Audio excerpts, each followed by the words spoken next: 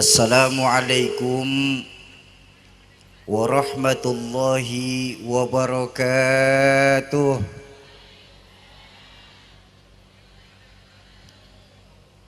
Alhamdulillahil aliyul akbar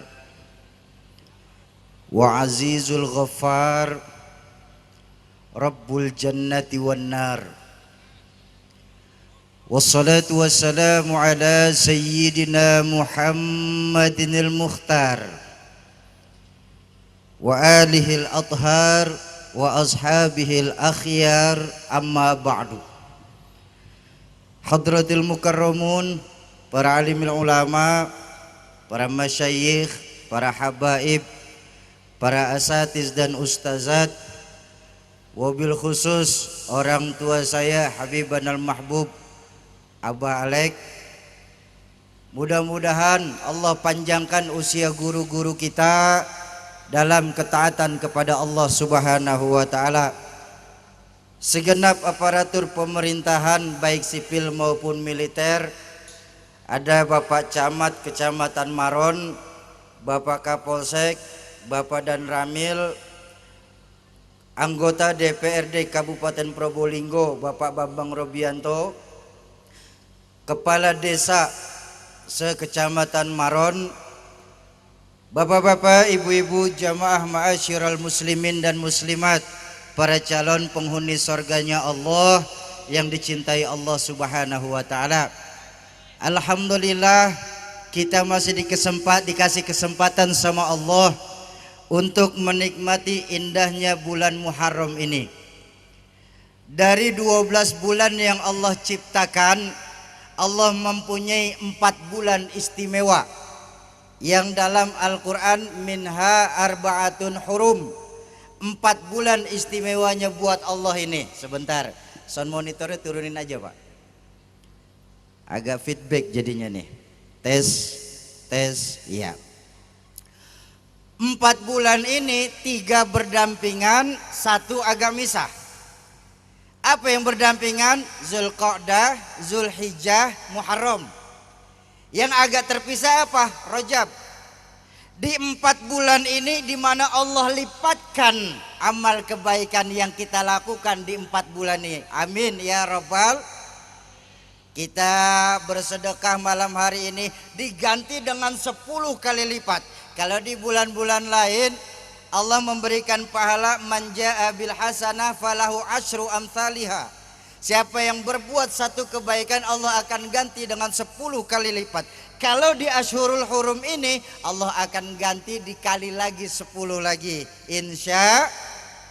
Dalam kesempatan yang berbahagia malam hari ini, saya ingin menukil, diambil dari kitab Nasaihul Ibad, di mana satu hari Al-Imam Al-Faqih Abu Lais, atau yang dalam kitab tertulis Syekh Ibrahim bin Adham, atau yang kita biasa dengar di Maron ini dengan nama Imam Hasan Al-Basri, ketika beliau lagi enak berjalan di satu pasar, beliau dihadang oleh beberapa jamaah. Assalamualaikum ya Imam. Waalaikumsalam. Mas, yang nanya dari Maron soalnya waktu itu. Waalaikumsalam Mas. Ada apa? Saya mau nanya Imam. Mau nanya apa? Kenapa si Imam sampai sekarang ini doa-doa kami ini belum didengar sama Allah? Sampai sekarang ini permohonan kami belum dijawab sama Allah. Permintaan kami belum dikabul sama Allah Imam. Padahal kalau untuk sholat Imam, orang Maron ini walaupun di akhir waktu ngusahain untuk sholat. Sedekah walaupun sekecil-kecilnya 5.000 setiap Jumat kita taruh di masjid.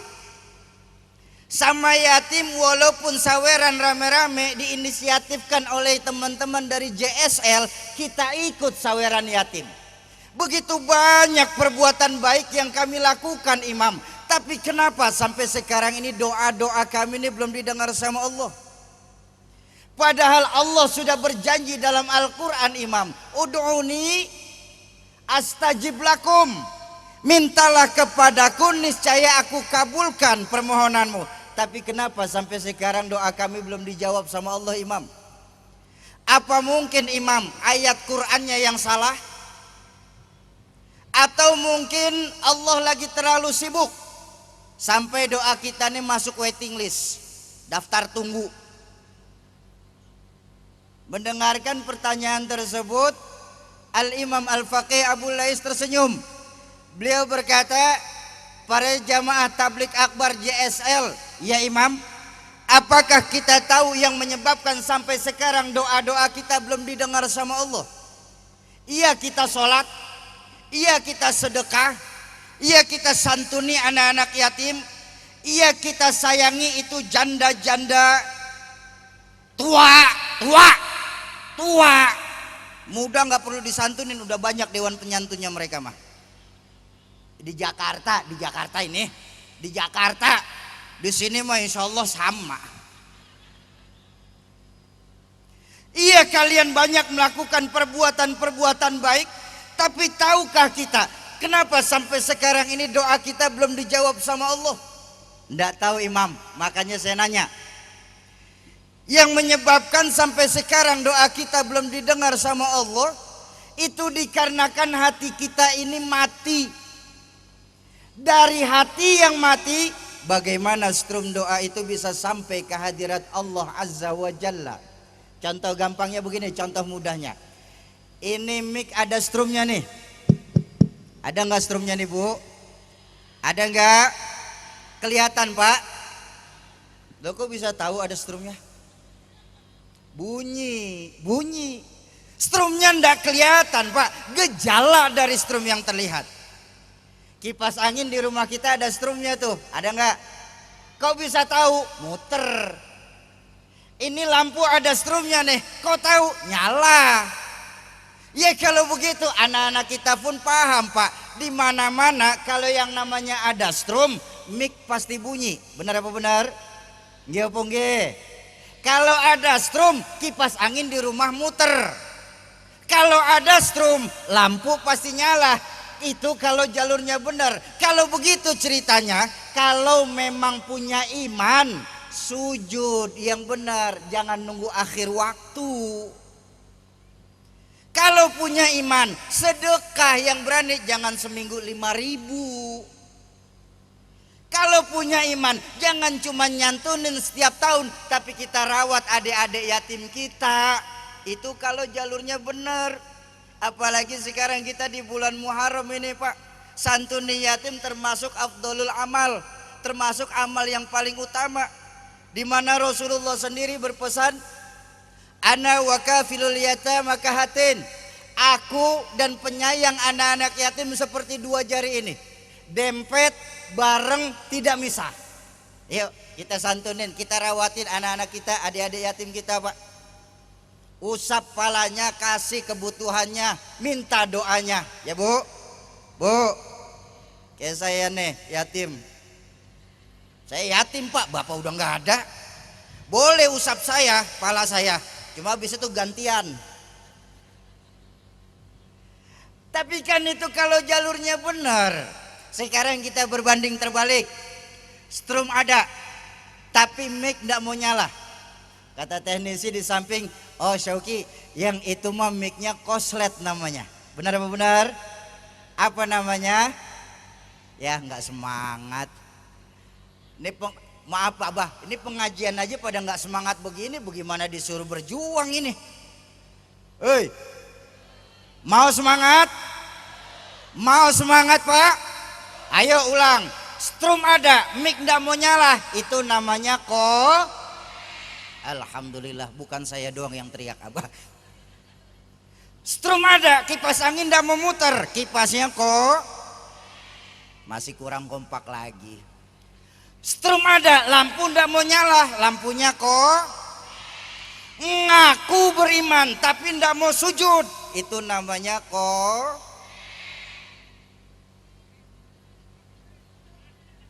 ngaku beriman, rumah dekat masjid nggak mau mendirikan sholat di masjid berjamaah, itu namanya ngaku beriman, punya ada majelis bagus nggak mau menghidupkan majelis, sama-sama datang ke majelis, itu namanya Nah udah jelas nih ya. Yuk di Maron ini yang koslet dibenerin dulu Pak. Supaya apa? Supaya maron jangan sampai kebakaran karena ada yang koslet. Setuju? Lalu apa Imam yang menyebabkan hati kita mati ini? Nah, dalam rangka tablik akbar Muharraman malam hari ini, saya ingin menukil beberapa dari sekian banyak jawaban beliau. Mungkin 2 atau 3 paling banyak. Insya Allah 5 menit selesai. Sebentar Kang, sebentar. Sampai jam berapa ngaji? Jam 1 sampai subuh. Sampai subuh. Kuat? Sanggup? Saya enggak. Yang sanggup terusin ya Bah ya, kita pulang ya Bah. Sampai subuh, sampai subuh. Ini sebenarnya JSL ngundrang apa ngontrak ini? Baik. Yang menyebabkan hati kita mati menurut Al-Imam Al-Faqih Abu Lais apa? Pertama, kata beliau, araftumullaha wa lam tu'tuhu haqqahu. Kita nih di Maron Pak kebanyakan terlalu kenal sama Allah Bu. Tapi haknya Allah untuk disembah, kewajiban kita sebagai makhluk untuk menyembah seringkali kita tidak pernah laksanakan. Itu yang menyebabkan hati kita mati. Bahkan nun sewu Bapak Ibu sekalian, minta maaf sebagai orang tua, bahkan kita sebagai orang tua di sini di Probolinggo, di Maron inilah kita bicara pada khususnya, bukan cuman kenal kok sama Allah, saya yakin. Kita mengajarkan kepada anak cucu kita, benar apa benar? Nggih apa nggih? Nah, siapa yang menciptakan matahari, bulan dan bintang? Allah. Siapa yang menciptakan lautan, gunung-gunung dan hutan belantara? Allah. Siapa yang menciptakan malaikat, manusia dan hewan? Allah. Salat apa enggak? Jangan pakai disebut, malu. Makanya dulu saya masih pesantren diajarin sama guru saya Hadratus Syekh Kiai Nur Muhammad Iskandar. Beliau ngajarin kami para santrinya, yang namanya iman kata beliau itu ada 4 jenisnya. Iman ada 4 tingkatannya Pak. Ada al-imanu yazidu wala yanqusu. Ada iman yang selalu naik, gak pernah kurang. Imannya siapa ini? Ini imannya para nabi. Jadi para nabi Pak semakin diuji semakin mantap imannya. Semakin digojlok semakin besar cintanya kepada Allah. Belum pernah ada sejarahnya nabi ngundurin diri. Betul? Kalau RW banyak ngundurin diri. Ayo kita buka sejarah. Nabiullah Nuh alaihissalam berdakwah ratusan tahun Pak, beliau Pak cuma dapat pengikut 80 orang. Rata-rata 10 tahun satu. Majelis mana yang sanggup bertahan 10 tahun cuma dapat 1 jamaah? Bubar majelis Pak. Apa Nabiullah Nuh mengeluh sama Allah? Enggak.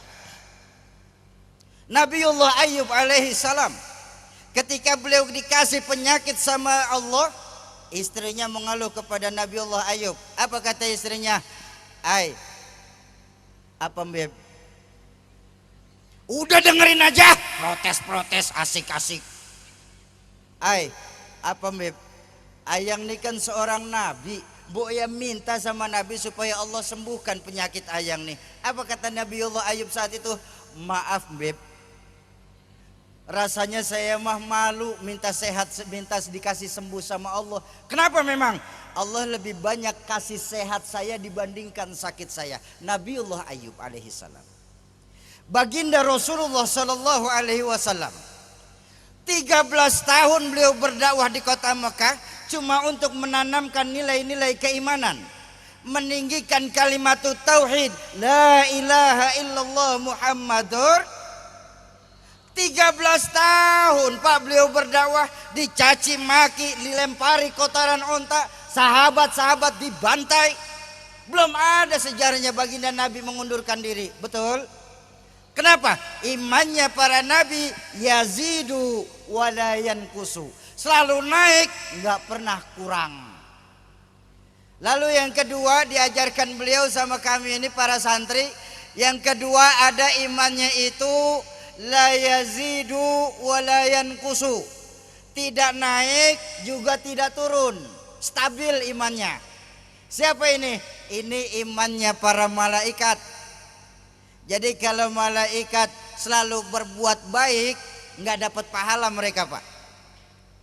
Malaikat nggak pernah berbuat salah, nggak akan dapat dosa. Nggak heran. Kenapa? Imannya stabil. Ada malaikat yang semenjak diciptakan ditugaskan sama Allah untuk sujud. Sujud saja mereka nggak bangun-bangun, Bu.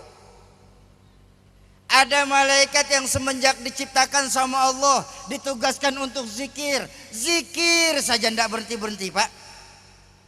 Malaikat rahmah ditugaskan untuk memberikan rezeki kepada makhluk hidup yang ada di dunia ini. Ya udah dikasihin aja itu rezeki.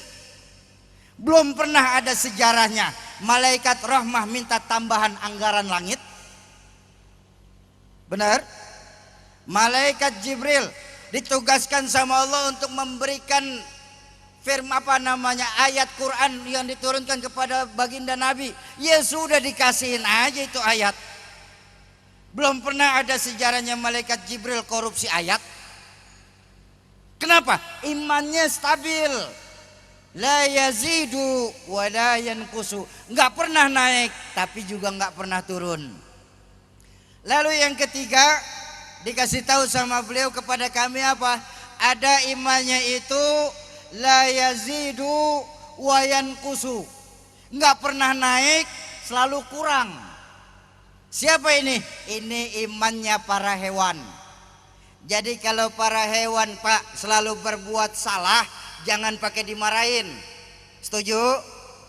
Kita pulang dari main, dari masjid, dari musola, habis sholat zuhur, perut lapar, datang ke meja, ikan tinggal satu-satunya.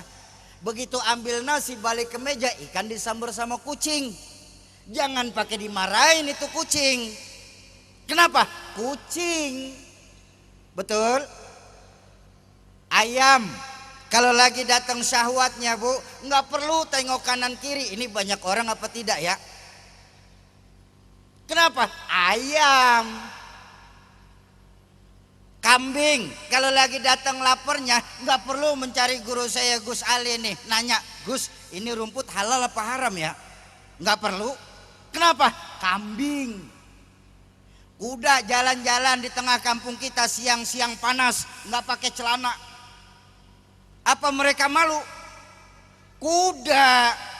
Imannya hewan nggak pernah naik, selalu kurang. Lalu yang keempat kata beliau, ada imannya itu yazidu wa yanqusu.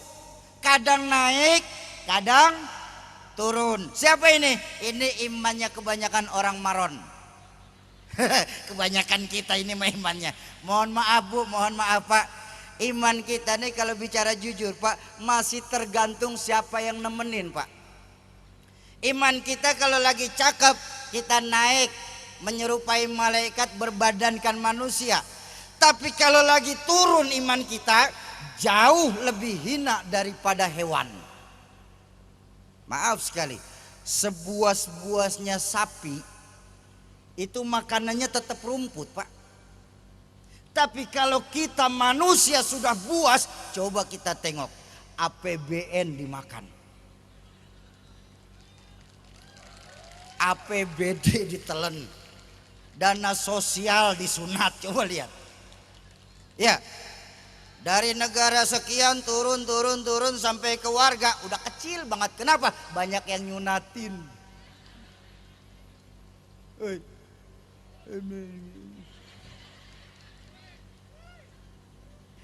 Ayo kita bicara jujur sekarang ini. Mohon maaf sekali, mohon maaf. Dulu kalau mungkin Bapak Ibu masih ingat, orang tua saya Hadratus Syekh Kiai Haji Zainuddin MZ pernah begini. Mungkin saya yakin masih pada ingat Bapak Ibu. Muslim, yang namanya Muslim di Moron ini terutama ada 3 jenisnya Pak. Muslim ada 3 Bu jenisnya. Ada Muslim beneran, ada Muslim musiman, ada Muslim musingin. Ada 3 jenis Muslim ini. Ada 3. Muslim beneran, Muslim musiman, Muslim musingin. Bedanya di mana Syauki? Oh, sangat beda adanya Pak. Muslim beneran. Nih yang insya Allah kita jam 11 masih pada duduk di lapangan ini. Saya yakin insya Allah semua yang hadir Muslim beneran. Amin. Kalau musliman bagaimana Syauki? Ya tergantung musimnya saja. Waktunya maulid, ikut maulid. Waktunya Muharram, ikut santunan yatim. Ntar waktu datang nyepi, ikut matiin lampu. Desember Natalan, ikut pakai topi Santa. Tergantung musimnya saja. Makanya musliman kalau namanya tumbuhan itu toge. Ibu tahu toge? Toge tumbuhan yang dimana saja mau ikut campur. Coba tengok di toge tuh. Di bakso ada apa enggak? Ada. Di bakwan nongol apa enggak? Nongol. Di sayur ikut apa enggak? Ikut. Makanya toge enggak ada yang lurus. Bengkok semua. Bener-bener saya ngomong ini. Apa maksud saya ngomong kayak begini Kang? Nah yang saya mau ngomong, di Moron ini jangan sampai kita nih muslim bermental seperti toge. Tapi bicara jujur, berapa banyak sekarang kawan-kawan muslim di Moron ini bermental seperti toge. Dengan dalih pluralisme, akhirnya terjebak pada pluralisme yang dangkal, membenarkan semua agama. Syauki, semua agama itu baik. Semua agama itu benar. Jadi tidak perlulah kita fanatik kepada satu agama. Setan Pak yang ngomong begini Pak. Kenapa? Saya khawatir Bu, kalau di Moron ini sudah dibilang semua agama baik, semua agama benar, akan ada nanti timbul Islam ke Kristen-Kristenan, Kristen yang ke Buddha-Budaan, Buddha yang ke Hindu-Hinduan, Hindu yang ke Konghucu-Konghucuan. Akhirnya orang kita sudah tidak lagi menggunakan yang namanya agama. Kalau di Moron ini sudah tidak lagi pakai agama, paham komunis sudah berhasil masuk ke tempat kita. Inna lillahi wa inna ilaihi. Oh Syauki, kamu ngomong kayak begini berarti kamu tidak menganut yang namanya falsafah toleransi. Maaf Pak, maaf. Kalau kita mau bicara jujur, kami umat Islam ini nggak perlu diajarin yang namanya toleransi. Betul apa betul? Kita umat Islam ini sangat sadar Pak, bahwa kita tinggal di Indonesia. Berbagai macam agama tumbuh dengan subur di tanah air tercinta kita. Ya silakan. Ada gangguan teknis. Alhamdulillah, di situ. Ya. Alhamdulillah pun, makasih. Jangan pakai kue sudah. Ya susah makanya gimana. Iseng aja ibunya. Kita muslim gak perlu diajarin yang namanya toleransi Bang. Kita diajarkan sama guru-guru kita bahwa kita umat Islam wajib menghormati orang lain agama. Tapi persoalan agama orang lain Pak, Al-Quran sudah menuntun kita. Apa yang diajarkan Al-Quran kepada kita? Lakum dinukum. Nih hati-hati nih Pak, jangan sampai salah kaprah nih ya. Jangan sampai salah kaprah. Toleransi yang baik itu apa sih? Toleransi yang baik itu adalah yang besar menyayangi yang minoritas. Yang minoritas pun harus tahu diri. Itu baru toleransi yang baik. Setuju? Sungguh saya teringat baginda Rasulullah pernah bersabda dalam satu riwayat, sayati zamanun ala ummati la yabqa minal islam illa ismuh wa la yabqa minal quran illa rasmuh masajiduhum amirah wa hiya kharabum minal huda. Akan datang nanti zamannya di tengah-tengah umatku ini di mana Islam cuma dikenal sebatas cerita, Quran hanya dikenal sebatas tulisan. Saat itu masjid-masjid bagus, musola megah-megah, tapi kosong dari pancaran sinar hidayah. Ayo kita renungkan hadis baginda Nabi ini. Bukankah banyak hadis baginda Nabi yang diucapkan lebih dari 14 abad yang lalu, saat ini mulai terjadi kebenarannya, Pak. Kita tengok sekarang nih di desa kita ini. Masjid-masjid di desa kita ini bagus-bagus apa enggak? Musola megah-megah apa enggak? Alhamdulillah beberapa musola bahkan menggunakan AC, betul? Tapi lihat fungsi masjid dan musola yang ada sekarang ini. Enggak ubahnya layaknya sebuah museum. Tahu museum? Tempat apa museum, Pak? Tempat penitipan barang-barang antik. Yang ngisi masjid sama musola di tempat kita nih di Kampung Maron ini rata-rata 50 tahun ke atas. Barang antik. Barang antik. Sementara anak-anak mudanya kemana? Ada yang pada hijrah pindah ke Jakarta nyari duit. Ada yang nongkrong di pinggiran pantai. Betul? Kemana kira anak-anak muda ini sekarang? Jujur, kalau kita mau bicara, Pak, agama-agama lain, kalau ingin menghilangkan Islam dari Kampung Maron ini, nggak perlu pakai narobom, nggak perlu nurunin tentara untuk menembak mati umat Islam yang ada di tempat kita ini. Mereka juga nggak mungkin nyerang Islam secara terang-terangan di tempat kita ini. Kenapa? Kita Muslim mayoritas di tempat kita. Nggih. Tapi ingat Bapak Ibu sekalian, mereka itu curang. Mereka gunakan taktik dan strategi habis-habisan untuk menghilangkan Islam dari kampung desa tercinta kita ini. Apa strategi yang mereka terapkan? Yang paling kelihatan yang saya mau ajak bicara, dijauhkan generasi-generasi muda dari agamanya. Sangat terasa pada itu sekarang. Sangat terasa sebetapa sekarang ini, Pak, adik-adik saya, Pak, anak-anak kita, Bu, generasi-generasi muda Islam yang ada di Kecamatan Maron ini, Bu, coba tengok sekarang, sedikit demi sedikit, selangkah demi selangkah mulai dijauhkan dari agamanya. Banyak dalam pemikiran adik-adik saya itu bahwa modernisasi harus dibarengi dengan gaya hidup yang kebarat-baratan. Kita lupa, kita tinggal di Maron, di mana akhlak, adat dan istiadat masih kita junjung tinggi-tinggi, betul? Makanya jangan heran Bapak Ibu sekalian, kalau sekarang ini banyak dalam pemikiran anak-anak kita, kamu kalau belum pernah ngerasain mabuk sampai nyemplung ke got, belum bisa disebut generasi modern. Kamu kalau belum pernah ngelem ibon, belum bisa disebut generasi modern. Kamu kalau belum pernah merasakan yang namanya pil PCC, flaka, sabu-sabu, ekstasi, gorilas, belum bisa kalian disebut generasi-generasi milenial. Para pemudi-pemudi muslimah, kalau kalian belum pernah melakukan yang namanya kumpul sapi, kerbau udah jarang sekarang, yang banyak sapi udah. Kalau para pemudi-pemudi muslimah belum pernah melakukan yang namanya free love, free sex, summon living, one night stand, cinta satu malam, belum bisa kalian para pemudi-pemudi muslimah disebut generasi-generasi zaman now.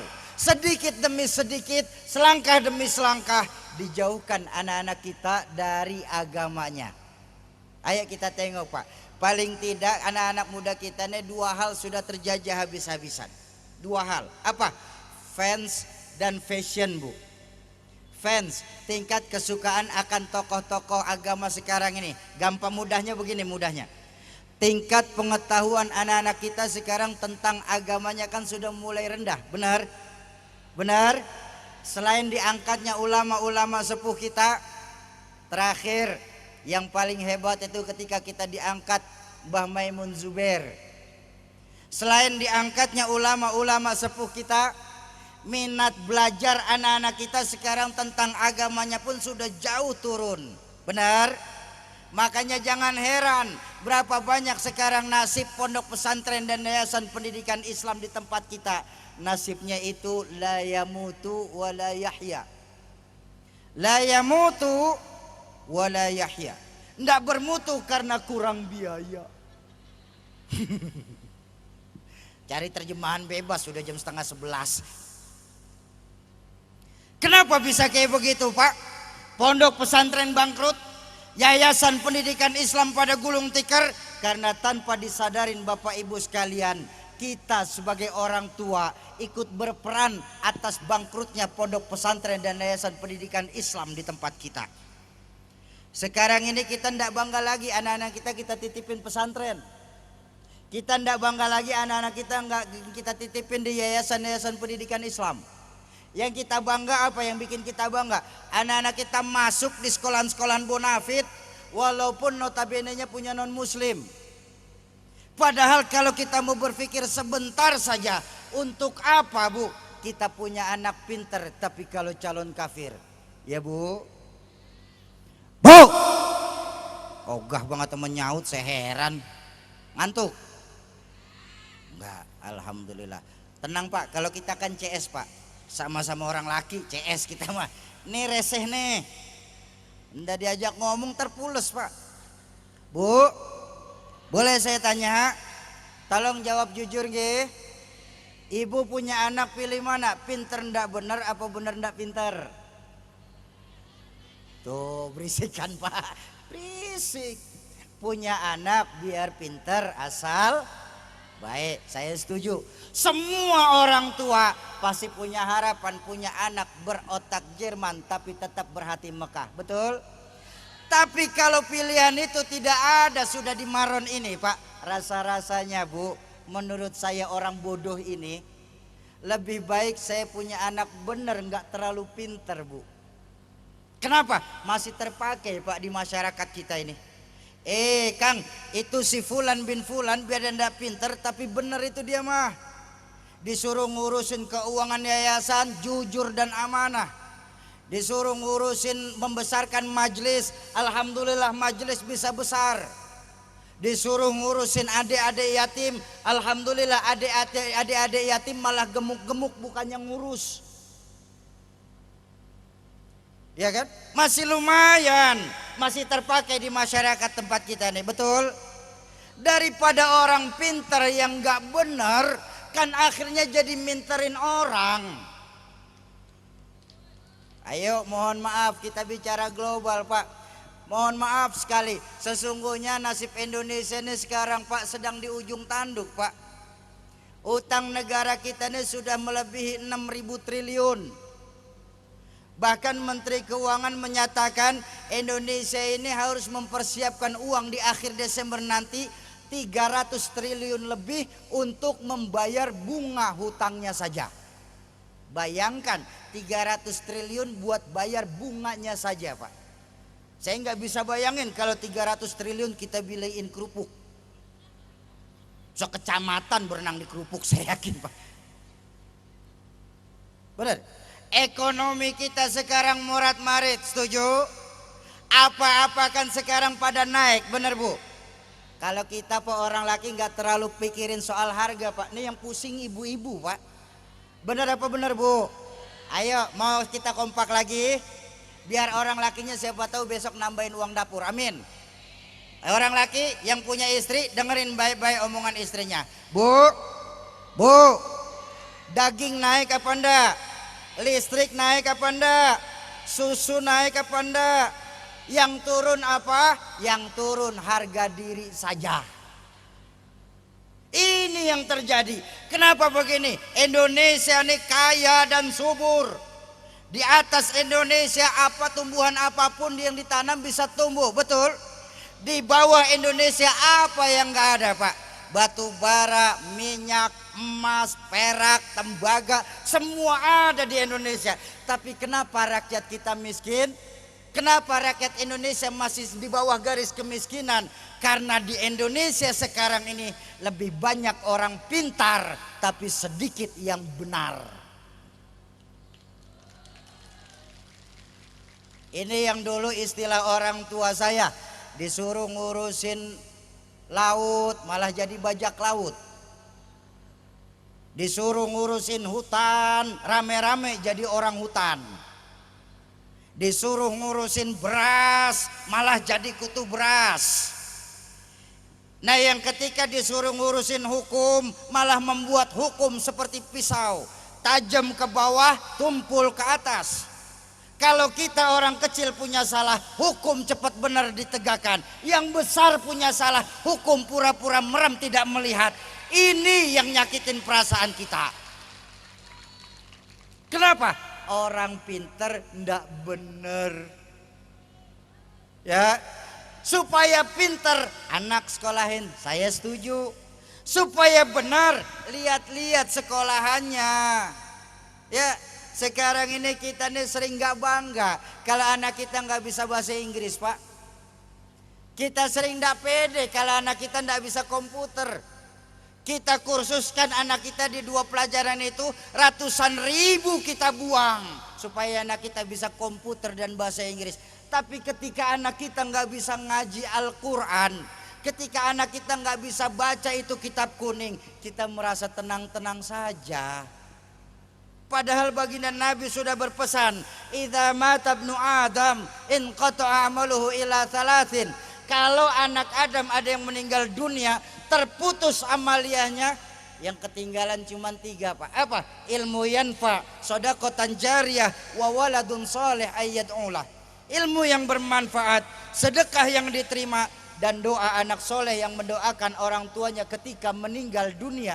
Doa anak soleh.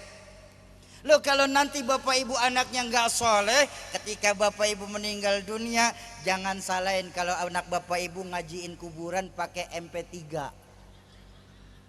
Kenapa? Anak kita nggak bisa baca Quran. Kita keluarkan duit ratusan ribu untuk anak kita bisa bahasa Inggris. Tapi ketika untuk belajar Quran di TPQ 20 ribu nunggak 4 bulan. Di kampung saya ini banyak, Bu. Di sini mah nggak ada, Bu. Di kampung saya, ya Bu. Bu, di kampung saya. Di kampung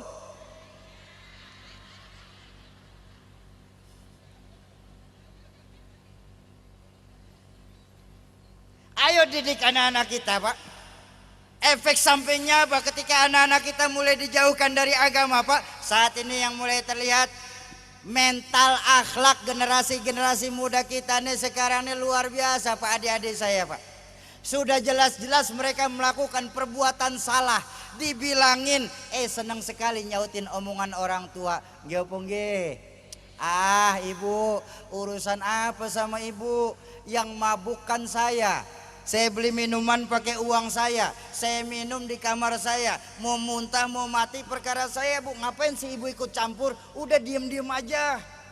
Ada tuh, Pak, teman-teman kita, anak-anak kita, adik-adik kita, kalau dibilangin nyautnya begitu tuh. Ada apa nggak di sini? Yang mana?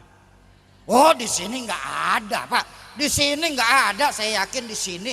Mana nggak ada yang mabuk kok di sini? Di sini. Di sini, tahu belah sono. Biarin aja, Sauki. Yang main judi itu saya main di rumah saya main pakai uang saya. Mau kalah menang kan perkara saya nggak pakai ngutang-ngutang duit sama kamu. Yang main cabe-cabean saya bayar cabe pakai uang saya ulek cabai di kamar saya. Mau kepedesan mau tidak perkara saya. Ngapain kamu ikut campur? Udah diem-diem saja. Ada tuh adik-adik saya kalau dibilangin nyautnya begitu tuh. Ada apa enggak? Nih, di peringatan tablik akbar Muharram pada malam hari ini, di hadapan Bapak Kapolsek dan Bapak Dandim serta Bapak Camat, kalau besok-besok masih ada anak-anak muda di Maron ini dibilangin nyautnya begini, balikin. Bagaimana balikinnya? Iya, Mas, yang mabuk memang sampean, yang judi juga kamu, yang main cabe-cabean ya memang kamu. Tapi ingat, Mas, mabuk, judi, zina itu maksiat, Mas. Kalau Maron semakin banyak maksiatnya, Allah murka, turun gempa di Maron. Yang mampus bukan kowe doang, monyong. Rata. Kenapa? Kenapa saya berani bilang rata, Pak? Wattaqu fitnatan la tusibannal ladzina zalamu minkum khassah. Takutlah kita, Kang, yang ketika Allah turunkan bencana di tengah-tengah kita, bukan cuma nimpa yang jahat-jahat saja. Orang tua saya, guru-guru saya akan kena imbasnya. Betul? Kalau orang makan nangka kena getahnya, itu resiko, saya setuju. Tapi nggak makan nangka kebagian getah, sial Pak namanya Pak. Benar? Berapa banyak ulama-ulama kita hilang tertelan tsunami di Aceh? Masih ingat? Berapa banyak guru-guru ngaji kita hilang tertelan gempa ketika di Padang, banjir bandang, tanah longsor. Kenapa? Ketika Allah yang sudah kasih bencana, Allah nggak pilih kasih, diborongin semuanya Pak. Sungguh saya teringat sebuah hadis qudsi di mana Allah berfirman dalam hadis qudsi ini, laula syuyukhan rukka wasibyanan rudda wa bahaiman rutta la sabba alaikumul azaba sabba. Sesungguhnya kata Allah dalam hadis qudsi ini Pak, Allah itu sudah muak melihat tingkah laku manusia yang ada di Maron ini. Allah itu kesal melihat tingkah laku manusia yang ada di Probolinggo ini. Allah ingin turunkan azab di tengah-tengah kita. Tapi begitu melihat 3 perkara kata Allah, murkaku surut, azab aku tarik kembali. Ayo Pak, kita renungkan hadis qudsi ini. Sampai sekarang ini alhamdulillah Allah belum turunkan azab. Saya yakin masih ada salah satu dari 3 perkara di tengah-tengah kita di Maron ini. Siapa yang meredam murka Allah? Pertama, yang meredam murka Allah itu syuyukhan rukka. Orang tua yang tengah malam sujud, nangis di hadapan Allah. Tuh yang meredam murka Allah, Kang. Allahu Akbar. Betapa kita hutang jasa Kang dengan guru-guru kita ini. Kita hutang jasa Mas dengan orang tua kita ini. Di saat kita asik berbuat maksiat, di sepertiga malam beliau sujud kepada Allah, mohon ampunan untuk orang kecamatan Maron ini. Betapa kita hutang jasa sama beliau-beliau. Amin. Bu, suami ibu kan sering bangun tengah malam ya? Ngapain? Bu, suami ibu bikin repot malaikat loh Bu. Malaikat udah ngambil buru-buru buku catatan, kirain mau tahajud, kencing doang. Ya Allah, orang laki di Maronnya luar biasa. Bu, malaikat aja dibohongin apalagi ibu. Syuyukhan rukka. Orang tua yang tengah malam sujud, nangis di hadapan Allah. Tuh yang meredam murka Allah, kita hutang jasa sama beliau-beliau Mas. Lalu yang kedua siapa yang meredam murka Allah? Yang kedua, wasibyanan rudda. Bayi-bayi tanpa dosa masih nyusu, bersih, suci, tanpa dosa. Betapa kita hutang jasa sama adik-adik kita yang balita itu Mas. Lantaran mereka Allah belum turunkan azab di tengah-tengah kita. Kita hutang jasa sama mereka. Lalu yang ketiga siapa? Wabahaiman rutta. Hewan melata masih gampang mencari makan. Artinya apa? Keseimbangan alam masih terjaga dengan baik. Tapi kita tengok kenapa sih Indonesia akhir-akhir ini sedang dilanda bencana. Betul? Gunung lagi pada batuk sekarang ini. Ya, tanah longsor, banjir bandang, tsunami. Itu luar biasa tsunami. Tsunami itu ombak besar naik ke darat bawain perahu, turun narikin mobil Pak. Tuh tsunami tuh. Nggak mau impas doang, harus bawa puntung pulang, narikin mobil dia. Kenapa sih sekarang ini musibah silih berganti Pak? Karena ternyata Pak, menurut guru-guru saya, kita ngamalin hadis qudsinya suka terbalik. Ayo saya tanya, masih ingat apa enggak? Siapa aja tadi yang meredam murka Allah, siapa saja Bu? Orang tua tengah malam sujud, bayi tanpa dosa nyusu. Itu Pak yang meredam murka Allah. Tapi kenapa musibah silih berganti sekarang? Coba tengok akibat pada melakukan namanya seks bebas. Bayi-bayi tanpa dosa Pak banyak dibuang di pinggiran pantai. Gara-gara orang tua tengah malam nyusu. Pikirin, jangan dibayangin. Demen bener ngebayangin. Mohon maaf Bapak Ibu sekalian, mohon maaf sekali, mohon maaf. Manusia yang paling bersih hatinya itu kan Rasulullah, benar. Manusia yang paling mulia akhlaknya pun Rasulullah, setuju? Manusia yang sudah jelas-jelas mendapatkan jaminan ampun dari Allah pun cuman Rasulullah Bang. Liyaghfira lakallahu ma taqaddama min dzambika wa ma ta'akhkhar. Hei Muhammad, dosamu yang dulu, yang sekarang atau yang akan datang, itu pun kalau ada sudah bebas ampunan dari Allah Subhanahu. Tengok Rasulullah Bang, dosa sudah diampunin, hati paling bersih, akhlak paling mulia. Tapi baginda Nabi Pak, kalau sholat malam sampai bengkak kakinya karena kelamaan sujud.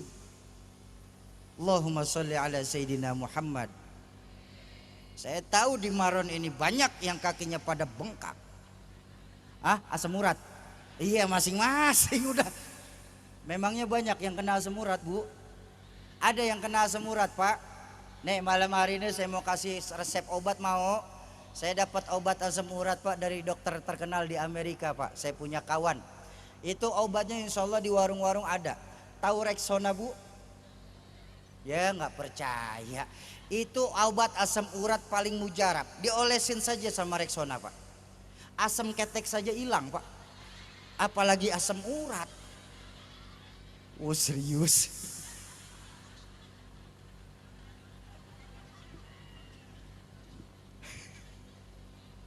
Dan maksud saya begini, maksud saya. Maksud saya. Rasulullah yang dosa sudah jelas-jelas mendapatkan ampunan Bu. Pak, beliau itu kalau istighfar sehari itu minimal 100 kali.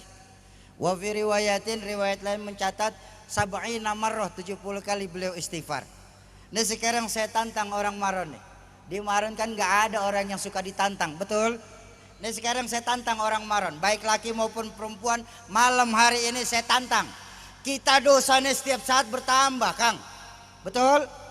Kesalahan di setiap waktu meningkat Bu. Mampukah kita yang banyak-banyak melakukan dosa istighfar minimal paling sedikit 100 kali sehari? Sanggup? 30 orang. 30 orang. Ini kan banyak ya, bukan 30 orang. Sanggup? 92. Masih belum semuanya, di belakang masih belum kelihatan itu. Sanggup? Insya Allah. La saghair illa bil istimrar, wala kabair illa bil istighfar. Tidak ada tuh Pak yang namanya dosa kecil kalau dilakukan setiap waktu. Juga nggak ada yang namanya dosa besar kalau digempur setiap saat dengan istighfar dan melakukan taubatan nasuha. Bahkan Allah dalam hadis qudsinya berfirman, aku cinta melihat orang kaya, orang tua yang rajin sujud. Tapi aku jauh lebih cinta melihat anak-anak muda yang mau duduk dan menghadiri majelis-majelis ilmu seperti sekarang ini. Aku benci orang kaya yang pelit. Tapi aku jauh lebih benci melihat orang miskin pelit.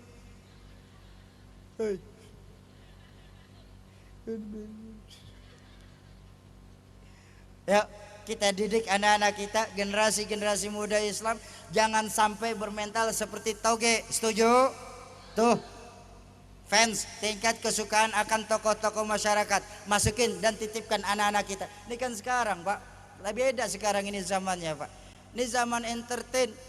Orang sekarang ini untuk belajar agama nggak mau lagi datang ke pengajian, nggak mau lagi datang ke majelis. Di mana mereka belajar agama? Dari media-media sosial. ngajinya sama ustazah YouTube. Ayo mumpung di Maron ini masih banyak ulama-ulama. Ini prihatin sekarang di zaman entertain. Orang sekarang gampang sekali bikin pembungkusan saja. Ini zaman pencitraan sekarang ini. Kuncinya apa? Ayo ajak anak-anak kita, generasi-generasi muda Islam untuk menghadiri majelis JSL di tempat kita ini. Setuju? Alhamdulillah juga hubungan saya dengan JSL ini rada erat. Kenapa? Saya alhamdulillah duduk juga di dalamnya. Makanya saya mau pesan, ayo kita ramai-ramai hadirkan majelis tercintai kita ini. Jangan cuman acara tahunan kita bisa kayak begini. Ayo kita jalin silaturahmi kita melalui majelis tercinta kita ini. Setuju? Ayo sama-sama kita umat Islam ini harus saling asah, asih, asuh. Mau? Jangan sama-sama kita malah saling gasak, gesek, gosok. Ayo masing-masing kita jadilah lem perekat di dalam lingkungan kita. Setuju? Tuh fans ya, tingkat kesukaan akan tokoh-tokoh agama. Yang kedua, fashion. Gaya berpakaian anak-anak muda kita nih Pak sekarang, ya Allah ya Rabbana, sedih kita Pak. Yang laki-laki sudah nggak senang lagi menggunakan sarung, benar Bu? Nggak senang lagi menggunakan baju koko, nggak girang lagi menggunakan kopiah. Malah kalau di Bekasi teman saya protes sama saya kalau saya berangkat ngaji. Sauki, iya kenapa bang? Itu pakai baju kayak gitu terus tiap malam nggak gerah memangnya? Gerah katanya. Saya bilang, bang, terus yang bagus yang kayak bagaimana? Nih, yang saya lagi pakai kata dia. Saya lihat dari atas sampai bawah, ya Allah, celana kedodoran pada dipakein Bu. Duh, maaf, kalau celana di mana pinggang di mana apa namanya? Kedodoran, mana ujungnya sempit bener kan? Celana pensil, itu baru pensil, kalau pulpen kecilan lagi Pak. Itu baru orang lakinya Pak. Yang perempuan coba tengok sekarang. Allahu Akbar. Baju adenya sudah jelas-jelas kekecilan masih dipakein. Bener-bener ini loh Bu. Depan ditutup, belakang terbuka. Belakang ditutup, pusernya kemana-mana. Maaf sekali Bu. Kalau orang luar negeri Pak, mungkin pantas. Kenapa? Putih, bersih, orang luar. Orang Maron. Akang yang ngomong ya, bukan saya. Iya, saya nggak salahin. Mohon maaf, saya nggak salahin. Mungkin mereka lupa. Baginda Nabi sudah mewanti-wanti jauh-jauh hari. Apa sabda beliau? Nisaun kasiyatun ariyat mailat mumilat. Seorang perempuan yang apabila mereka berpakaian tapi telanjang. Berpakaian tapi telanjang. Pakaian tapi badannya masih nyetak. Ini loh pakaian tapi telanjang. Tidak nutup auratnya, tidak menjaga kehormatannya, menata rambutnya sedemikian rupa, sama menyerupai punuk unta. Warusu'ahunna ka'an kalbukhtil ma'ilat. Membuat rambut mereka seperti punuk unta. Itu model perempuan kayak begitu nanti di yaumil akhir Pak. Jangankan mereka melihat sorga Bu, baunya nggak bakal mereka cium.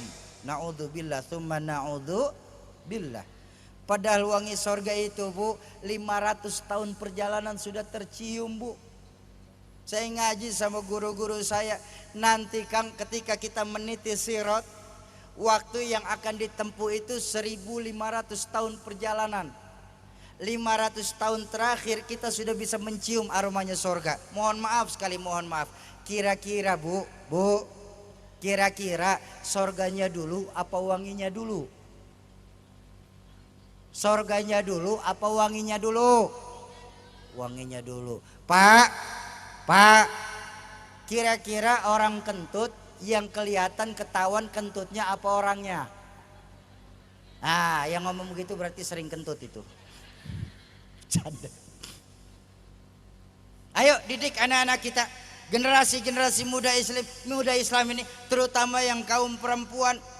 Jujur mohon maaf Bapak Ibu sekalian, ini seharusnya ibu-ibu ini sangat berterima kasih kepada baginda Nabi. Kenapa? Karena baginda Nabilah yang mengangkat harkat dan derajat kaum perempuan, Bu. Dulu sebelum ada Islam, nasib perempuan itu menyedihkan dan memilukan.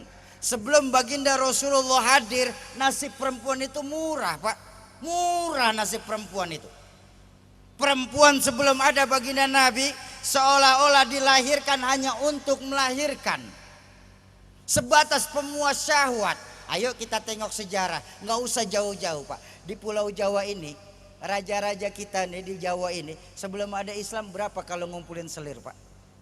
10, 20, 40 enteng saja, Bu. Nggak usah pakai ngomong-ngomong. Benar? Para tuan-tuan tanah, para syekh di Timur Tengah itu, kalau mereka sebelum ada Islam, kalau ngumpulin selir, Pak, ratusan, Pak. Allahu Akbar. Betapa murahnya perempuan saat itu. Yang luar biasa, seorang kaisar terakhir dari dinasti Ming di Cina. Dia bangun istana 1000 kamar di Forbidden City. Kenapa? Istrinya 1000. Ya Allah, ya Rabbana. Saya nggak bisa bayangin, Bu. Kalau raja istrinya 1000, kapan dia pakai kolor? 1000, bayang. Tapi tengok ketika Rasulullah hadir ke dunia ini, beliau terenyuh melihat kaum perempuan saat itu hingga keluar sabda beliau yang paling hebat. Apa? An-nisa imadul bilad. Perempuan itu tiangnya negara, Pak. Kalau baik perempuan, baik negara. Kalau rusak perempuan, hancur negara. Maka perempuan bisa setara dengan bidadari. Amin. Tapi kebanyakan perempuan setan. Oh maaf, nggak percaya, Bu. Ayo kita baca sejarah lagi. Maaf. Ayo, ketika Rasulullah Mi'raj, ya Bu, kan dalam riwayat itu beliau dikasih kesempatan melihat surga dan neraka. Ditanyalah oleh para sahabat, ya Rasulullah, siapa yang paling banyak menghuni neraka?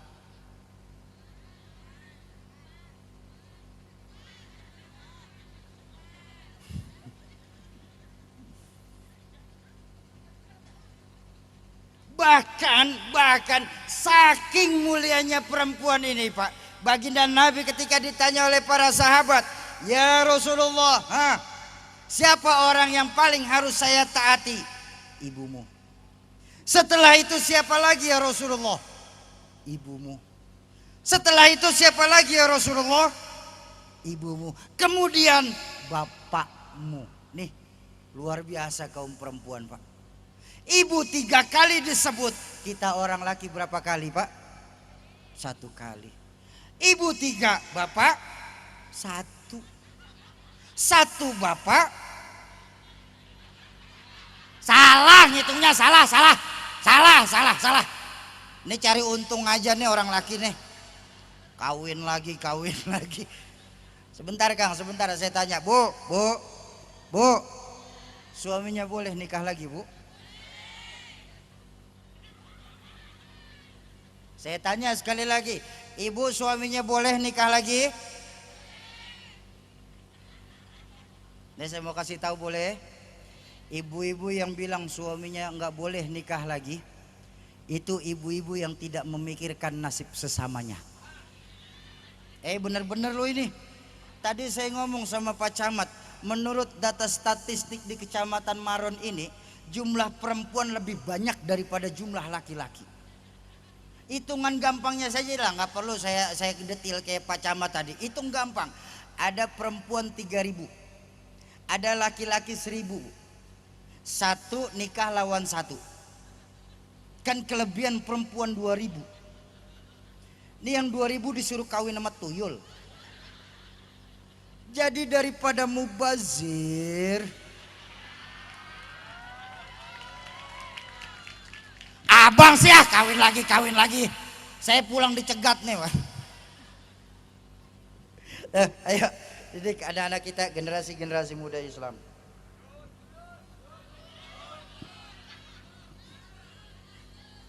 Iya, sebentar.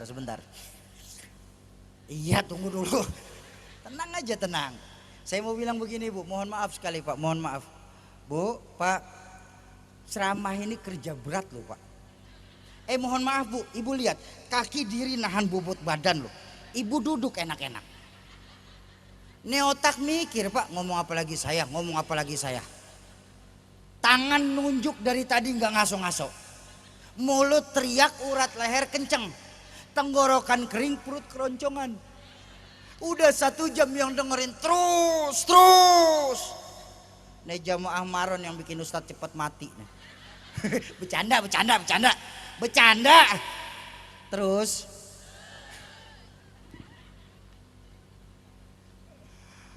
Bapak-bapak, ibu-ibu, jamaah ma'asyiral muslimin dan muslimat, para calon penghuni surganya Allah yang dicintai Allah Subhanahu wa taala. Tuh, muslim musiman.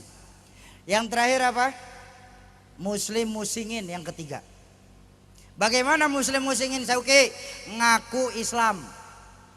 KTP Islam. Mungkin orang tua bisa setiap tahun pergi ke tanah suci, tapi ketika kita tahu agama kita lagi dihina, ketika kita tahu baginda Nabi lagi dilecehkan, dan ketika kita paham bahwa ulama-ulama kita lagi dicari-cari kesalahannya, kita nyaris tidak pernah bisa membela sedikit pun. Ini muslim musingin. Mereka akan berdalih, Sauki, Islam itu agamanya Allah, nggak perlu Islam dibela, udah pasti menang.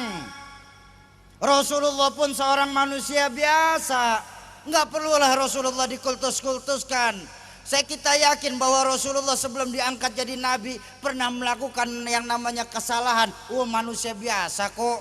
Muslim musingin. Ulama seorang manusia biasa juga, tidak ada satupun ulama yang maksum. Nih jawaban muslim musingin. Saya mau bilang malam hari ini di lapangan tercinta ini, saya mau bilang bahwa Islam sebagai agamanya Allah, tentu Islam sebagai satu-satunya agama akhir zaman. Memang dalam Al-Quran sudah tertulis inna dinna indallahil Islam, bahwa agama di sisi Allah itu cuma Islam. Saya juga ngerti Pak bahwa Rasulullah seorang manusia biasa.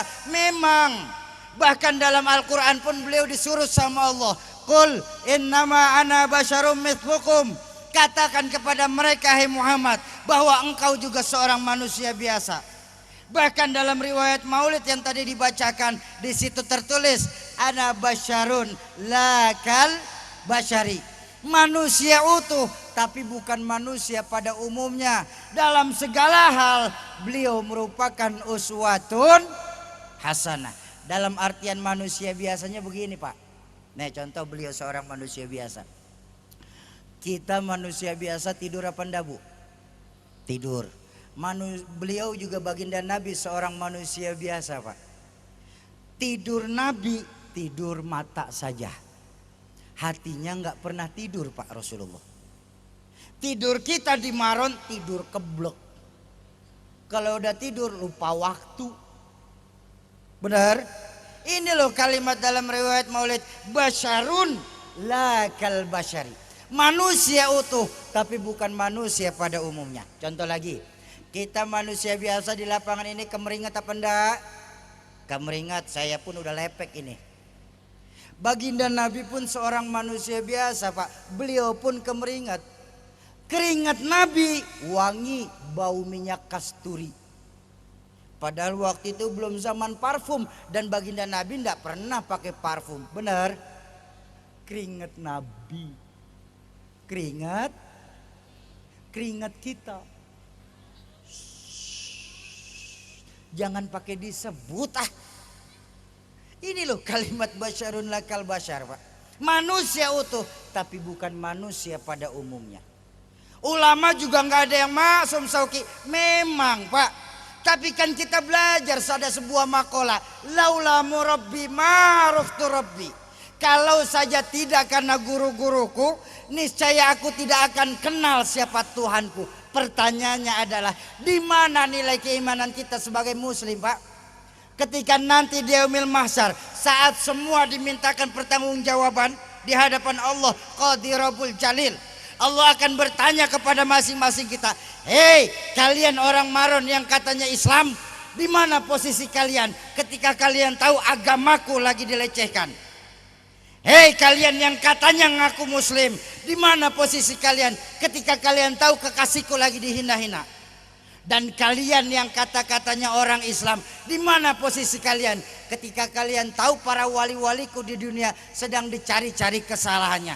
Di mana moral kita sebagai muslim sesungguhnya? Ini muslim musingin. Kenapa?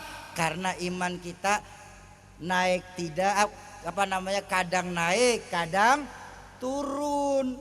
Mohon maaf sekali, mohon maaf Bapak Ibu, mohon maaf sekali. Yang namanya hewan saja Pak, yang namanya hewan itu harganya kan tidak ada yang sama Pak. Benar apa benar? Sapi yang paling mahal itu yang paling gemuk. Kenapa? Harga sapi berdasarkan dagingnya, setuju? Tapi jangan sampai lupa Pak, Bapak saya yakin pengalaman, ada burung perkutut jauh lebih mahal dari seekor sapi. Padahal burung perkutut dagingnya sedikit sekali. Di mana harga seekor perkutut? Suaranya. Lalu di mana harga kita sebagai manusia sesungguhnya, Bu? Yang paling gemuk silahkan bersaing sama sapi. Maaf yang gemuk, maaf. Yang paling merdu suaranya, kalau yang paling merdu suaranya nanti ketika di mahsyar kita bakal ngelihat Haji Rhoma Irama dan Elvis Sukaisi masuk surga duluan. Tapi kan nggak begitu Pak. Allah Maha benar. Inna akramakum indallahi atqakum. Yang paling mulia, yang paling takwa. Yang paling takwa, yang benar ibadahnya. Yang benar ibadahnya, yang banyak amal solehnya. Yang banyak amal solehnya. Kenapa? Semua kita akan dimintakan pertanggungan jawab nih malam hari ini nih. Semua nih yang hadir di lapangan nih. Semua nih. Ini calon-calon jenazah nih. Ayo, bakal mati ndak Bu? Mati. Nih, bapak-bapak bakal mati ndak? Mati. Saya belakangan. Saya gampang kok Pak. Bapak-bapak duluan, saya belakangan boleh. Atau sebaliknya Bu, saya yang belakangan, ibu-ibu duluan, nggak apa-apa. Saya gampang kok. Semua kita cuma sebatas perantau di bumi Allah ini. Semua kita. Lo namanya orang merantau kan mesti pulang. Benar apa benar? Orang merantau mesti bodoh orang. Yang dia sadar dia cuma seorang perantau. Tapi tidak pernah mikirin pulang.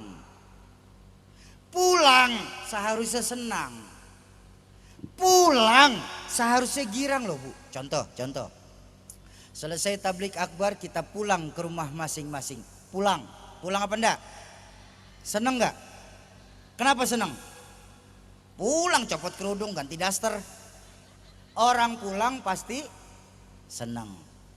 Lebaran, masyarakat Maron yang punya kampung pulang mudik. Lebaran kemarin yang pada pulang mudik, seneng apa enggak? Kenapa seneng? Pulang mulai ketemu keluarga besar, orang pulang pasti senang. Dulu kita kecil Pak, sekolah SD, di sekolah ada guru galak sekali. Pas pelajaran beliau ada pengumuman, ibu guru ndak masuk sekolah, anak-anak boleh pulang. Senang apa enggak? Kenapa senang? Pulang, ndak ada jam pelajaran, orang pulang pasti senang. Terakhir Bu, selesai hidup di dunia kita pulang kepada Allah. Pulang, seneng apa enggak? Ya ragu-ragu Abah. Mau bilang seneng takut ntar pagi. Apa sih yang bikin kita pulang itu berat Bu? Ada yang mengganjal di hati Pak. Satu yang paling utama karena ndak punya bekal, betul? Ndak punya bekal maksain berangkat sampai tujuan belum tentu, sengsara di tengah jalan sudah terlihat. Kenapa? Ndak punya bekal berangkat. Saya punya duit 50.000 berangkat dari Jakarta mau ke Probolinggo. Kira-kira nyampe apa ndak? Paling baru nyampe Bandung saya udah disuruh turun Pak. Jadi gembel. Kenapa? Nggak punya bekal berangkat. Sama modelnya kalau begitu Pak. Kayak kita punya kawan sudah tahu nggak pernah sholat, mati. Berani amat. Pak Ahmad aja nggak berani kok. Ayo nggak percaya, yuk. Nih maaf sekali maaf. Pertama kali kita tinggal nih nggak di Maron ini Pak, nggak. Di mana kita tinggal Bu? Alam ruh. Jauh sebelum jasad diciptakan, ruh terlebih dahulu diciptakan. Berapa lama di alam ruh? Wallahu a'lam bishawab. Cuma Allah saja yang tahu. Dari alam ruh merantau lagi kita pindah untuk pertama kali. Kemana kita hijrah? Alamul butun, alam rahim, alam yang ada di perut ibu-ibu ini. Ya Pak ya. Pak, pernah enggak kita ngetem di situ Pak? Berapa lama Bu? 9 bulan 10 hari Pak. Wahnan ala wahn. Penderitaan di atas penderitaan. Orang tua kita mengandung kita 9 bulan 10 hari. Ya Bu. Ada yang 13 bulan Pak. Hamil kebo namanya. Benar enggak Bu? Ada yang 2 tahun Pak. Keluar udah kumisan. Kelamaan di dalam. Bu. Ini orang laki kalau ngomongin alam rahim Bu, bisanya ngetawain doang Bu. Mereka nggak tahu kalau ngelahirin itu sakit. Pak, ngelahirin itu luar biasa loh Pak. Luar biasa. Nih Bu, kita kompak lagi ya. Nih biar orang laki jangan cuman bikin doang bisanya. Mau kompak Bu? Pak, orang laki dengerin omongan ibu-ibu baik-baik nih. Bu, melahirkan sakit apa enggak? Dengar Pak, dengar loh. Berdarah apa enggak? Kapok.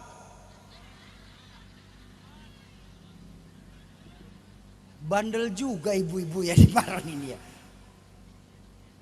Sakit, berdarah, kapok. Mohon maaf Pak, mohon maaf ya Bu ya. Pak, mohon maaf sekali, mohon maaf. Bagaimana ndak mau sakit ya Bu ya? Masuk 3 on keluar 3 kilo loh Pak. Allah. Pikirin jangan dibayangin. Ini mah ibu-ibu senang bener bayangin sih. Bu, ntar pulang ada yang nimbang.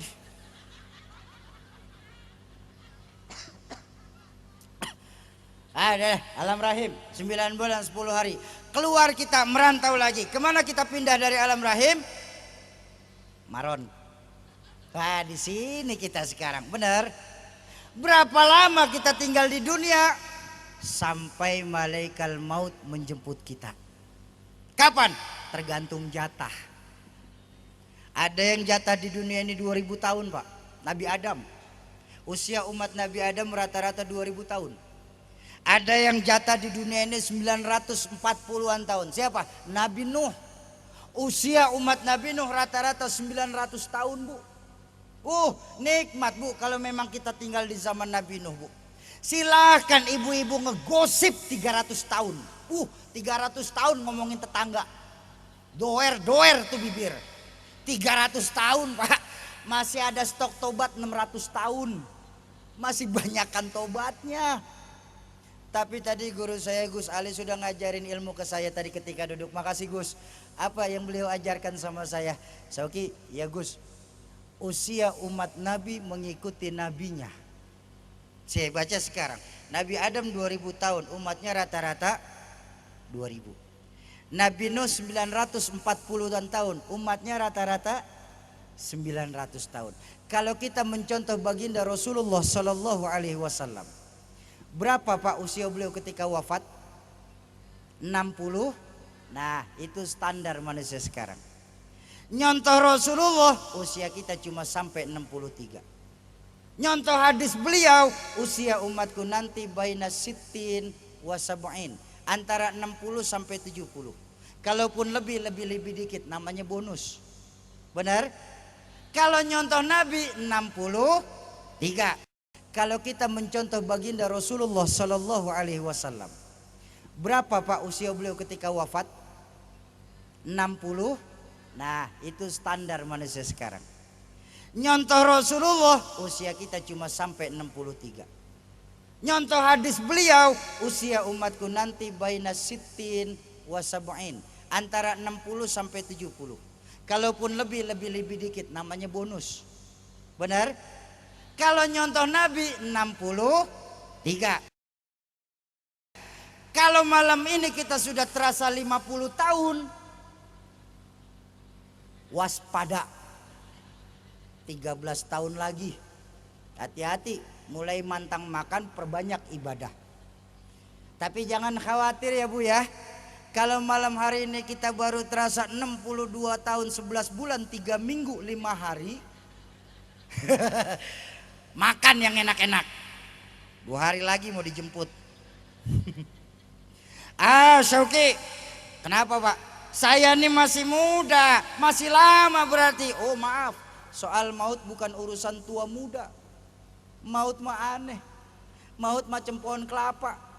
Yang tua jatuh, yang muda jatuh, yang cengkir masih bisa jatuh. Benar? Tuh maut, jangan bilang kita masih muda Pak. Jangan bilang kita masih muda. Berapa banyak di lingkungan kita, kakek neneknya masih segar, cucunya meninggal. Ada yang kayak begitu. Jangan bilang kita masih muda soal mati Pak. Jangan bilang kita masih muda soal mati. Maut gak pernah nunggu abjad. Kalau nunggu abjad gampang Pak, kita bisa taker. Tahun ini yang mati A, tahun berikutnya B, tahun depannya C, tahun berikutnya lagi D. Saya S pakainya. Abah saya Z, berangkat duluan abah saya. Jadi jangan pernah kita taker Pak, maut tuh jangan bilang kita masih muda. Ganteng, muda, terkenal, kaya raya, terkenal, mati. Olga mati. Haji Mas Said mati sampai sekarang. Benar-benar. Ayo Bapak Ibu masih ingat apa enggak? Apa sih kurangnya Haji Mas Said itu Pak? Muda, terkenal, kaya raya, anggota DPR RI sekalipun masih bisa mati. Apalagi yang baru camat. Maaf Pak Camat, maaf ini maaf loh ini maaf. Abang sih saya pulang dicegat nih. Apa yang saya mau bilang sesungguhnya?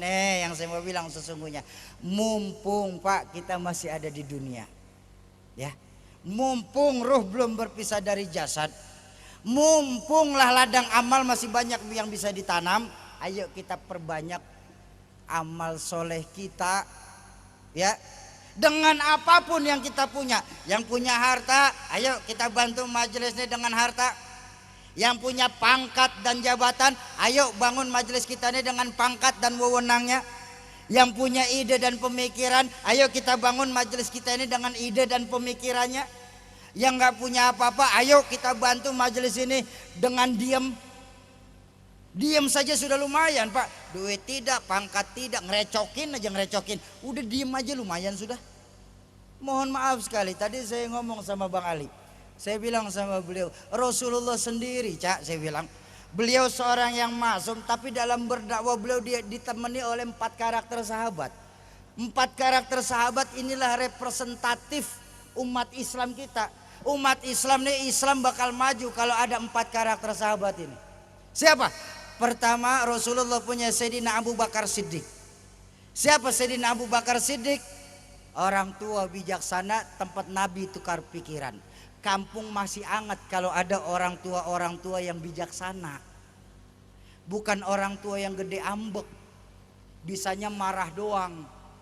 Anak muda, salah kamu, salah. Yang benar bagaimana Mbah? Nggak enak. Harus ada orang tua bijaksana. Setuju? Selesai? Belum. Rasulullah pun punya Sayyidina Umar bin Khattab. Siapa Sayyidina Umar? Orang pemberani. Coba lihat, kalau ketika hijrah sahabat yang lain pada ngumpet-ngumpet, Sayyidina Umar dengan bawa pedang, dia jalan ke tengah pasar. Orang Quraisy, siapa yang kepalanya mau berpisah dari badannya? Yang anak mau jadi yatim kehilangan bapaknya, yang perempuan mau jadi janda kehilangan suaminya, silakan hadang Umar ketika hijrah. Umar, kampung bakal enak Pak kalau masih ada Umarnya. Mau ngapain? Kita mabok yuk di sono yuk. Jangan ada Umar di sono. Mau ngapain? Kita acak-acak pengajian yuk. Jangan ada Umar di sana. Tuh masih enak, kampung masih disegenin, bener. Tapi jangan banyak-banyak. Ada Umar tapi jangan banyak-banyak, ntar pada berantem doang bisanya. Selain itu Rasulullah punya Utsman bin Affan. Siapa Sayyidina Utsman? Orang kaya yang dermawan. Islam bakal enak Pak kalau di Maron ini ada orang kaya yang dermawan. Sungguh orang kaya sejati itu bukan orang yang banyak uang Pak. Orang miskin juga bukan orang yang gak punya harta. Orang kaya itu adalah orang yang merasa cukup. Orang miskin orang yang tidak pernah merasa cukup. Nih kampung bakal enak kalau ada Utsman bin Affan-nya Bang. Mau ngapain? Mau bikin santunan yatim sekaligus tablik akbar Pak. Terus masih ada yang kurang nih, tenda, sound system sama buat ngasih adik-adik yatim. Ya udah tenang. Tenda, sound system, panggung, anak-anak yatim saya yang tanggung. Tuh Utsman tuh. Utsman. Amplop Ustadz juga. Contoh, ini mah contoh. Contoh, ini mah contoh. Iseng aja. Mohon maaf Bapak Ibu sekalian, ini bikin acara begini Pak, nggak cukup Pak pakai tablik akbar, pakai takbir. Allahu Akbar, jeleng tenda turun tengah. Enggak, kudu nyewa juga. Kudu nyewa Bang. Harus ada Utsmannya. Tapi jujur, saya dari kemarin saya udah hadir di kampung kita nih di Maron ini. Saya liatin sekeliling kita. Ternyata alhamdulillah orang kaya di tempat kita insya Allah banyak. Amin. Orang dermawan yang sedikit.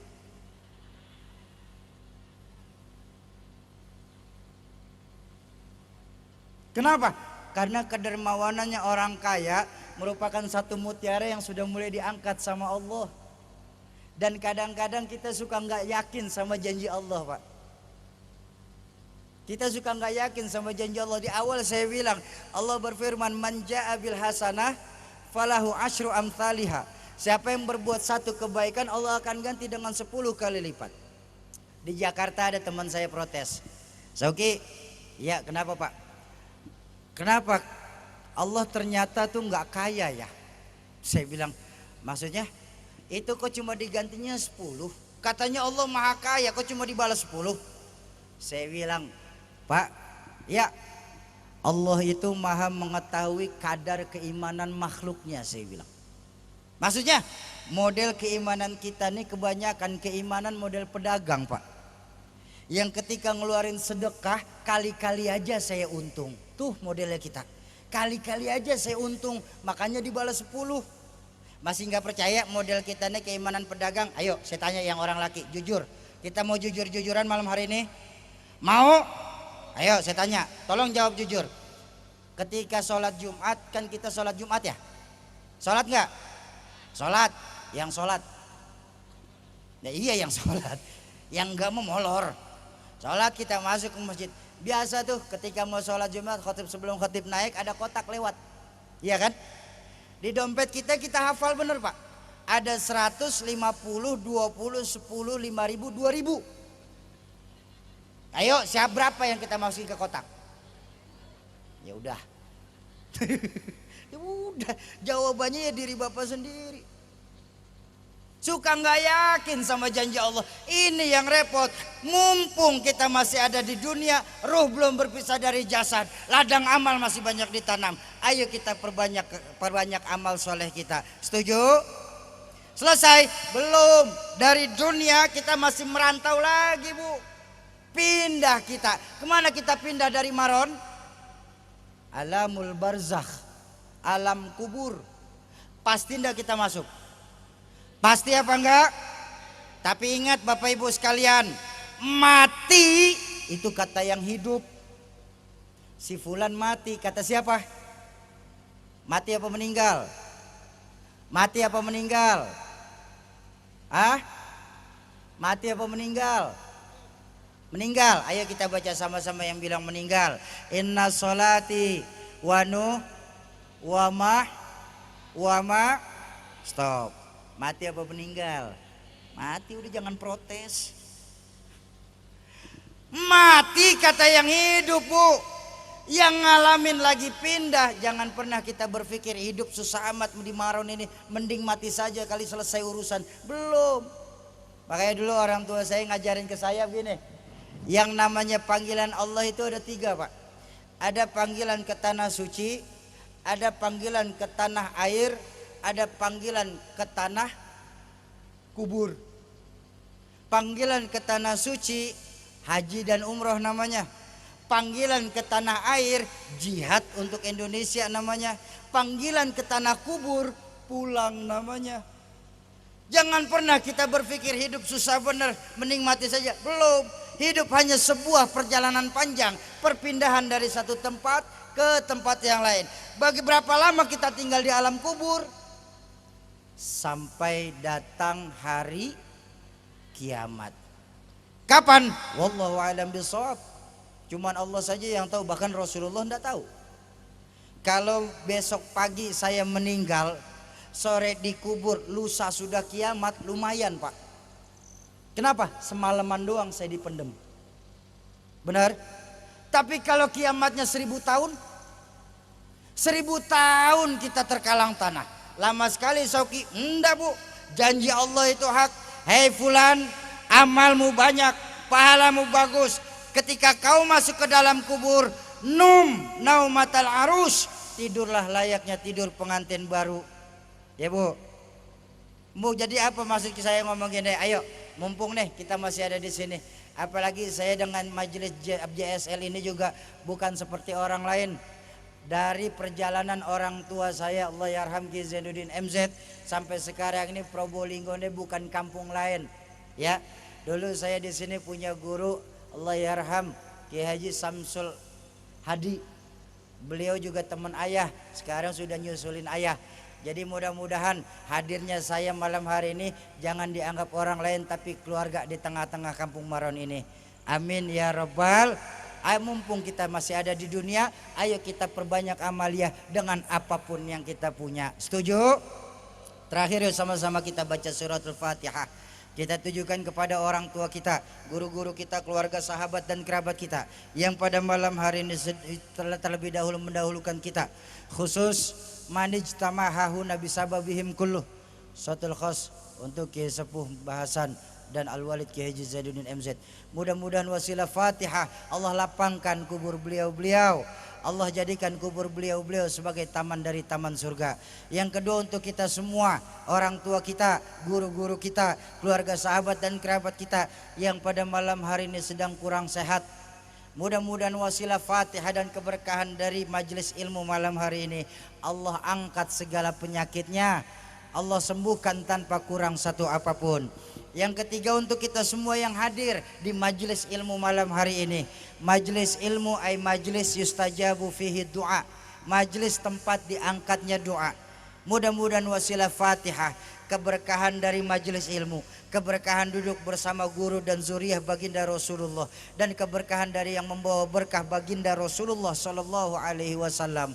Yang sedang ada hajat, Allah percepat qabul hajatnya, Allah gampangkan segala urusannya, Allah luaskan rizkinya, Allah jadikan anak keturunan kita sebagai anak keturunan yang soleh dan solehah. Dan terakhir khusus untuk sahibul hajat, keluarga besar dari Jam'iyah Sholawat Lil Yatama, mudah-mudahan majelis kita ini bisa bertahan sampai kiamat kurang 3 hari. Jangan sampai kiamat, serem. Kiamat kurang 3 hari baru boleh bubar majelis kita. Amin. Ala hadhihin niyah wa ala likulli niyatin salihah wa ila hadratin Nabil Mustafa. Al-Fatihah. A'udzubillahi minasyaitonirrajim. Bismillahirrahmanirrahim. Alhamdulillahi rabbil alamin, arrahmanir rahim, maliki yaumiddin. Iyyaka na'budu wa iyyaka nasta'in. Ihdinas siratal mustaqim. Siratal ladzina an'amta 'alaihim ghairil maghdubi 'alaihim waladdallin. Kesimpulan, ayo di tahun baru Hijriah ini, Pak, kita perbaharui lagi amal baik kita. Kita perbaharui lagi diri kita. Imam Ali karamallahu wajhah pernah berkata begini, seseorang yang baik itu adalah yang sekarang lebih baik daripada kemarin, dan esok hari lebih baik daripada hari ini. Khairun nas anfa'uhum linnas, sebaik-baiknya manusia yang memberikan manfaat untuk manusia lainnya. Intan yang paling mahal, mutiara yang paling berharga itu nilai-nilai keimanan. Ayo di tahun baru ini jaga iman kita baik-baik, kembalikan lagi tingkat keyakinan kita kepada Allah. Kalau kita sendiri, yang kedua Allah. Kalau kita berdua, yang ketiga Allah. Jangan pernah pisahkan Allah dalam hidup kita. Amin. Tapi jangan cuma jaga Bapak Ibu sekalian, wariskan kepada anak cucu kita nanti. Tanamkan kepada anak-anak kita, nah zaman boleh berganti, tapi keyakinan jangan sampai mati. Nah masa silakan berubah, tapi akidah nggak boleh goyah. Nah kenapa?